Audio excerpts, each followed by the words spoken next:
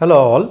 In continuation of the neuro-oncology educational series we have been discussing for some time now, today we thought we will discuss an important topic. I am Dr. Satish, consultant neurosurgeon at Apollo Hospitals, Bannerghatta Road. Dr. Sachin, my colleague neurosurgeon in Apollo Bannerghatta Road, and Dr. Vinay, he is consultant radiotherapist and radiosurgeon in Apollo Hospital, Bannerghatta Road.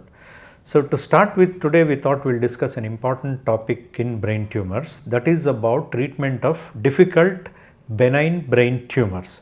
Now, as we discussed the other day, the tumors in the brain can be malignant or they can be benign.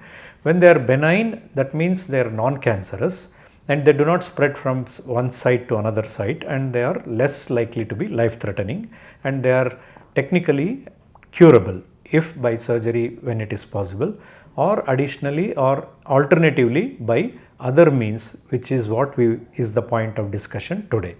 Now, benign brain tumors can occur anywhere in the brain, from top of the brain to the base of the brain, etc. Most commonly, the tumors that we come across here are called as meningiomas, which come from the coverings of the brain, and the other type of tumors are called as schwannomas, and there are other tumors like glomus jugulare, etc. And these are often difficult tumors because of their very specific location deep in the brain, and sometimes they are very intricately involving the neurovascular structures, which may be very important to preserve. There are other conditions inside the brain called as arteriovenous malformations, which again are very benign but very curable, but if left alone they could cause devastating bleeding and even death in some instances. So today we thought we'll discuss this very important aspect and find out what are the new technologies available to treat these sometimes what is declared as untreatable conditions. Generally speaking, neurosurgical excision is the treatment of choice for all these benign lesions. Because of the advances in neurosurgical technologies, it is possible in vast majority of these cases to excise them safely and leave the patient with no functional deficit. But in some instances, we would be forced to leave behind a small part of the tumor which is attached to a very important blood vessel. If that gets disturbed, maybe a stroke might happen, or maybe a loss of function may happen, like a cranial nerve. So in such instances, the surgeon deliberately leaves behind a small part of the tumor. In some other instances, the tumor is in such a location that to use a very major brain operation or a skull base operation is taking too much of a risk in an elderly patient or patient with known comorbidities, which also increases their risk of anesthesia and long duration surgery. In such instances, may I ask Dr. Vinay, what are the alternatives in terms of radiation technology? We do hear that there are terms called as radiosurgery, etc., which indicates that radiation is also now as precise as surgery. Do we have these technologies here, and can you throw some light about some of these technologies that we have and routinely use in this place? Thank you, Dr. Satish. Now, as Dr. Satish already told, almost all the times we see patients coming with complete removal of tumor. Only very rare instances, as is already told, that they will have to leave some part of tumor deliberately. In such conditions, we come into play. We have a dedicated system in our department wherein we do radiosurgery treatments. The name is very fancy, and I am not a surgeon, but the effect is such that the tumor is completely cured by high dose of radiation, and that is what we call as radiosurgery. This does not involve any admission or surgery. The dose of radiation itself will act on tumor so that the tumor will be completely destroyed or it will become inactive. And we at Apollo Hospital, Bangalore, we have all the facilities needed, be it meningioma or schwannoma, which we routinely do. Apart from that, rarer tumors, as Dr. Satish was telling, like AVM, also we are able to treat because we have dedicated brain lab radiosurgery system. And sometimes, apart from that, if the patients are very old and patients cannot take anesthesia also, let alone surgery, In these situations also our radiation can be treated and the effect will be almost as same as surgery. And coming to this, what are the tumors you think you will send for us without doing surgery, Dr. Satish? What is your opinion? So that's a very important question you asked, Dr. Vinay. So some of these tumors are in such a location, for example, in cavernous sinus. Okay. There are some tumors within the brainstem. Now, Okay. as we all understand, brainstem is the most important structure in the brain, Okay. which pretty much controls all the activities in motor system, the respiratory system, the cardiac rhythm, etc. In such instances, if the patient is well preserved, sometimes we may be giving too much of a risk to the patient by venturing into these territories, and we may end up sometimes giving some functional deficit which did not exist before. Okay. So before, we were very skeptical about radiotherapy because mostly it was given for malignant tumors, where a high dose of radiation was given across many days, sometimes 4 to 6 weeks, which was given in a very non-specific way to the whole brain. We would use the term such as whole brain radiation yes. therapy. Now in the last 2 or 3 decades, and especially so in the last 10 years, there are technology platforms of which we are fortunate to have it in Apollo. You can give the radiation in such a precise way in a 3-dimensional space that even a millimeter of accuracy is possible in these systems, because you are using the similar systems that we use in surgery, such as stereotactic radiosurgery you are doing. We use the similar systems to do stereotactic navigation and precise excision of the tumors, or reaching tumors deep in the brain and just removing a small part of the tumor which is very deep. These kind of technologies have already come to you. So this is what we are nowadays seeing, that after the surgery we do get the histopathology. The histopathology will determine exactly what is the type of the tumor.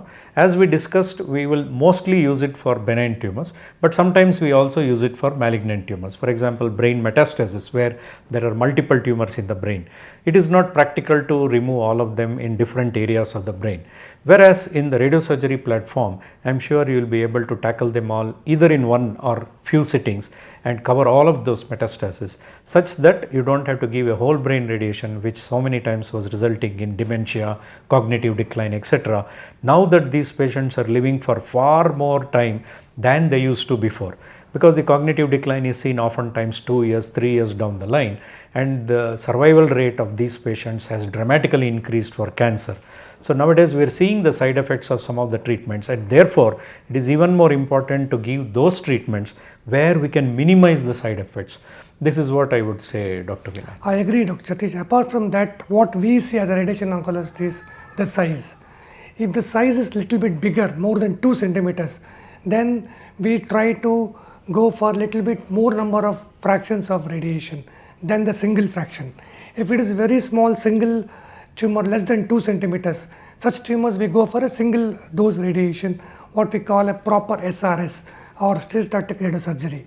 But if it is very big, it's not good to go for one fraction, then we go for multiple fractions. Now coming to Dr. Sachin. Dr. Sachin, what are the percentage of cases you think will directly come to you and ask you for surgery, or non-surgical options the patient will ask, not surgery, non-surgical options patients will ask you for? Because our discussion is mainly for treatment of tumors with surgery as well as other options. So how many percent of patients you think you see in your practice in Apollo? Yeah, because these benign tumors, as we discussed, they are very slow growing tumors, and they are located in critical locations most of the times. So they usually present with symptoms like involvement of cranial nerves or headache, raised intracranial pressure, and it could be anything, vision loss, etc., motor weakness if they are located on eloquent areas. So if the patients come with these symptoms, most of the times, and if the mass effect is significant, surgery will be the treatment of choice. So by doing surgery, we have two benefits.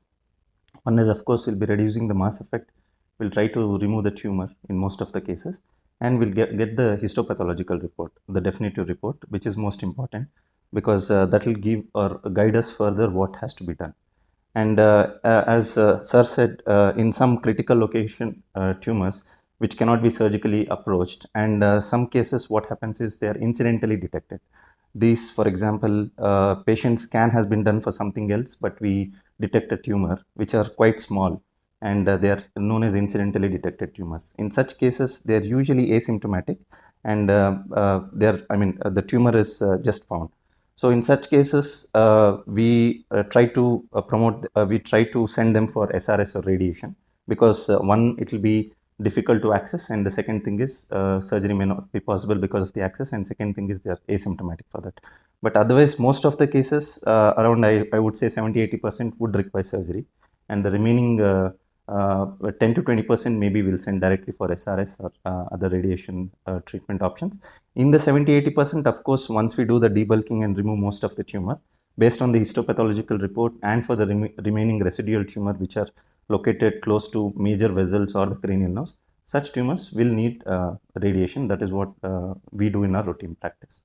Yeah, continuing the discussion as we have been telling now, the center point of all our treatment is imaging.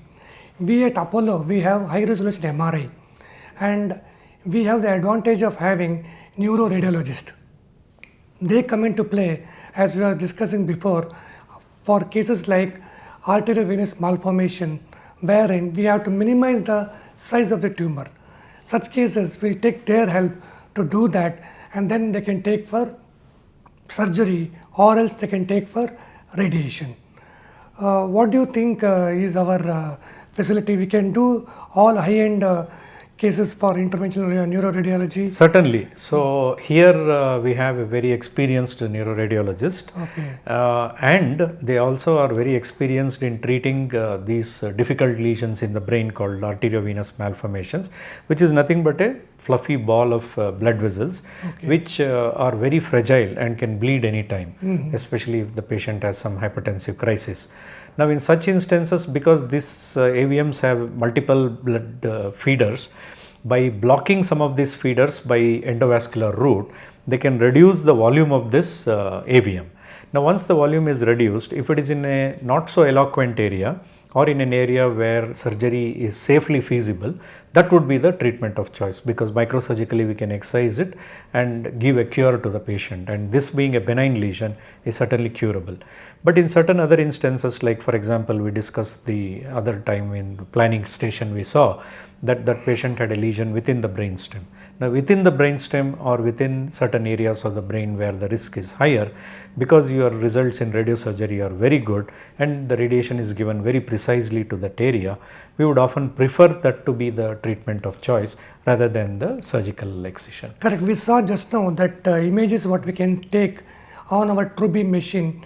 We can take CT scan also along with stereotactic images. So that will increase our accuracy and also increase the confidence of physician that they can see the tumor right in there and target it. And that's the biggest advantage of our machine compared to many other commercially available equipments what we have in Apollo Bangalore. Thank you. Thank you.